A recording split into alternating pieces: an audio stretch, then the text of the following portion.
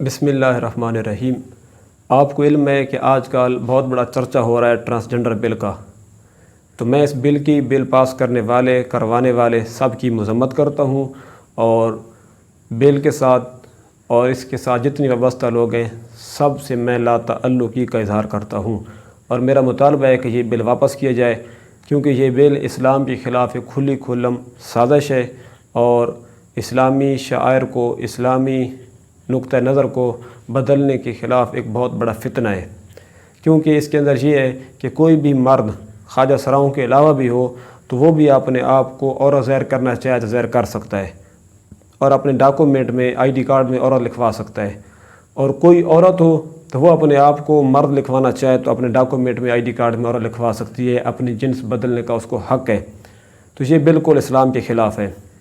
شیطان کو جب اللہ رب العالمین نے اپنی بارگاہ سے نکالا تو شیطان نے کہا تھا کہ اے اللہ میں تیرے بندوں کو گمراہ کروں گا، والا ادلنہم والا امنینہم، اے اللہ میں تیرے بندوں کو گمراہ کروں گا، میں تیرے بندوں کو سیدھے راستے سے بھٹکا دوں گا، اور میں ان کو بڑی بڑی خواہشات، آرزویں اور امید دلاؤں گا، والا آمرنہم فلا یبتکن آذان الانعام، اور میں ان کو حکم دوں گا تو یہ میرے حکم پر جانوروں کے کان چیر ڈالیں گے۔ اور شیطان نے کہا تھا والا آمرنہم فلا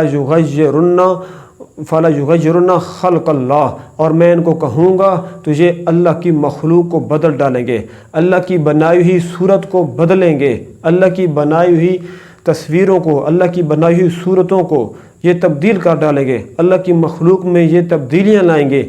یہ شیطان نے کہا تھا اللہ رب العالمین کو، اور اللہ فرماتا ہے فطرت اللہ التی فطر الناس علیہا لا تبدیل لخلق اللہ، کہ اللہ کی فطرت ہے جس پر اس نے لوگوں کو پیدا کیا، اور اللہ کی بنائی ہوئی صورتوں کو تبدیل نہ کرو، اللہ کی بنائی ہوئی مخلوق کو تبدیل نہ کرو، اللہ کی مخلوق کو نہ بدلو۔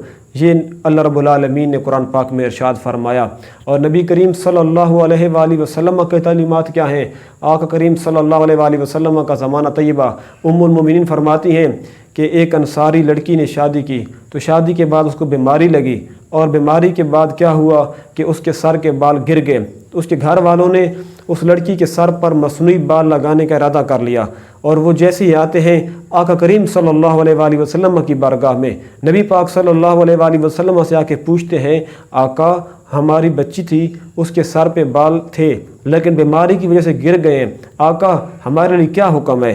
ہم اس کے سر پہ مصنوعی بال لگانا چاہتے ہیں۔ تو میرے آقا کریم صلی اللہ علیہ وآلہ وسلم نے فرمایا سر پر مصنوعی بال لگانے والی اور سر پر مصنوعی بال لگوانے والی دونوں پر اللہ رب العالمین نے لعنت کی ہے۔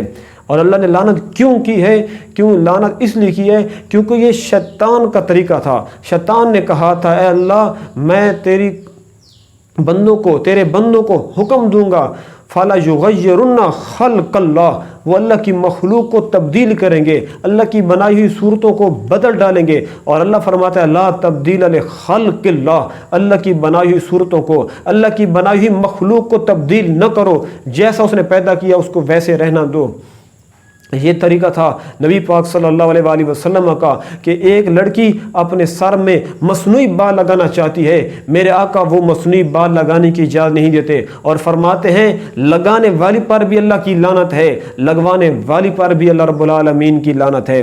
ایک اور حدیث پاک ہے جس کے اندر حضرت عبداللہ بن مسعود رضی اللہ تعالیٰ عنہ فرماتے ہیں کہ ہم نے عرض کیا یا رسول اللہ صلی اللہ علیہ وسلم ہم آپ کے ساتھ غزوات میں آتے ہیں، اور جب غزوات میں آتے ہیں تو ہمارے ساتھ ہماری بیویاں نہیں ہوتی، آقا ہمیں خواہشات تنگ کرتی ہے، یا رسول اللہ اگر آپ کی اجازت ہو تو کیا ہم اپنے آپ کو خصی کر لیں اپنی، تاکہ خواہشات طبی سے بالکل فارغ ہو جائیں اور پورا وقت اسلام کے لیے ہمارا صرف ہو، پورے خیالات پوری توجہ ہماری اسلام کی طرف ہو، آقا کیا حکم ہے ہمارے لیے؟ تو نبی پاک صلی اللہ علیہ وآلہ وسلم نے ان کو خصی ہونے سے منع فرما دیا۔ ایک بندہ پورا مرد ہے اور پورا مرد ہونے کے بعد وہ صرف ایک بات چاہتا ہے کہ آقا مجھے حکم دو تاکہ مجھ سے گناہ نہ ہو جائے، میں اپنے آپ کو خصی کرنا چاہتا ہوں، میرے آقا نے ان کو خصی ہونے سے منع فرما دیا۔ تو یہ کتنا بڑا ظلم عظیم ہے کہ جو بندہ اپنی جنس بدلے، مرد ہے اپنے آپ کو عورت بنا لے، عورت ہے اپنے آپ کو مرد بنانے کی کوشش کرے، تو یہ کتنا بڑا ظلم عظیم ہوگا۔ اس طرح ایک اور حدیث پاک ہے جس کے راوی حضرت عبداللہ بن عباس رضی اللہ تعالیٰ عنہ، آپ فرماتے ہیں لعنا رسول اللہ صلی اللہ علیہ وسلم المتشبہین من الرجال بالنساء والمتشبہات من النساء بالرجال او کما قال صلی اللہ علیہ وآلہ وسلم۔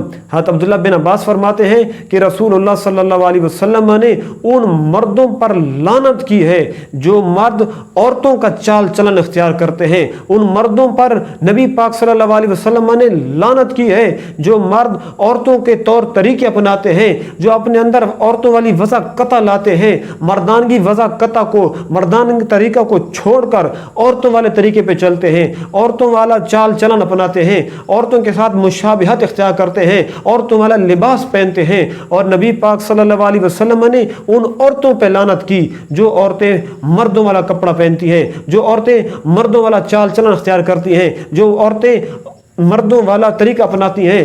نبی پاک صلی اللہ علیہ وسلم نے ان مردوں پر بھی لعنت کی ہے، ان عورتوں پر بھی لعنت کی ہے جو مرد لیکن طریقہ عورتوں والا اپنائے، جو عورت ہو اور مرد والا طریقہ اپنائے، تو میرے نبی پاک صلی اللہ علیہ وسلم ان دونوں پہ لعنت بھیجتے ہیں۔ اور آپ بتائیے یہ کتنا بڑا ظلم ہوگا کہ ایک مرد ہو اور اپنے آپ کو عورت بنانے کی کوشش کرے، اور ایک عورت ہو اپنے آپ کو کہے کہ میں مرد ہوں، اپنا نام بدل ڈالے یا سرجری کروا کے اپنے آپ کی جنس بدل ڈالیں۔ یہ کتنا بڑا ظلم ہوگا۔ یہ اللہ تعالیٰ کی تخلیق کو بدلنے والی بات ہے کہ نہیں ہے؟ اللہ فرماتا ہے لا تبدیل لخلق اللہ، اللہ کی مخلوق کو نہ بدلو، اللہ کی بنائی ہوئی صورتوں میں تبدیلیاں نہ پیدا کرو۔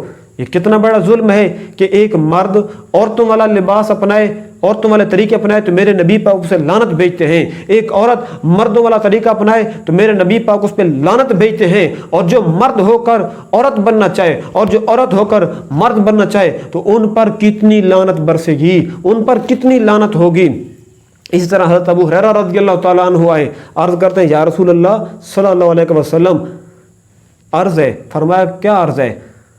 کہتے ہیں کہ یا رسول اللہ میں ایک جوان مرد ہوں، میری جوانی میری خواہشات بہت تیز ہیں، آقا میرے پاس مال و زر بھی نہیں ہے کہ میں کسی عورت کے ساتھ نکاح کر لوں، کسی لڑکی سے شادی کر لوں۔ یا رسول اللہ کرم کیجئے، میرے جب شفقت کیجئے، مجھے خوف ہے، مجھے ڈر ہے کہ کہیں مجھ سے زنا نہ ہو جائے۔ اور قرآن کہتا ہے لا تقربوا الزنا، زنا کے قریب تک نہیں جانا۔